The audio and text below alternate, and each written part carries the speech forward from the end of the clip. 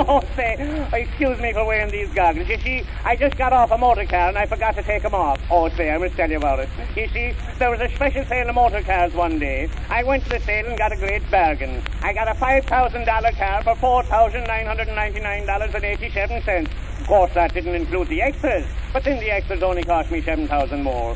I tell you, it was a fine turnout. In fact, it would turn you out quicker than any car I ever saw, and you never had to crawl under it to fix it. Because if the slightest thing went wrong with the machinery, it would turn upside down for you instantly. Then it was so easy to get at it.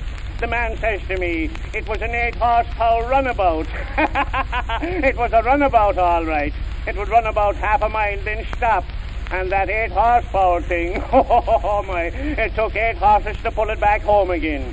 And the funny thing was, you couldn't make it run without a lot of dust. In fact, it took more dust to run it than it did to buy it. Well, I could do nothing with it, so I decided to get a chauffeur. You know, chauffeur's French for plumber. I call him a chauffeur because he gives people such a little show for their lives. Well, sir, my chauffeur was a wonder. I asked him if he had a recommendation, and he said no, but he thought he could get one in a month or two. He expected his last boss would be out of the hospital by that time. Well, sir, he was the greatest fella for running people down I ever saw. He was a smart fella, though, and it didn't take him long to show me the difference between the quick and the dead. The quick were those that got out of his way, and the dead were those that didn't. Say, he could make that car go so fast that it took 2 people to talk about it.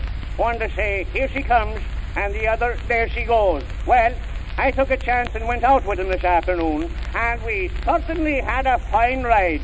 The fine was $50. I thanked the judge, paid me fine, discharged the chauffeur, sold the car, got on a trolley, and here I am. And now then, Professor, if you give me a little gasoline, I'd touch a match to it. Gasoline has an awful smell, a smell that on me grows. You can always find a motor car if you're lonely, follow your nose. But the terrible smell of gasoline, I learned to like it last. For when I smell the gasoline, I know the danger's past.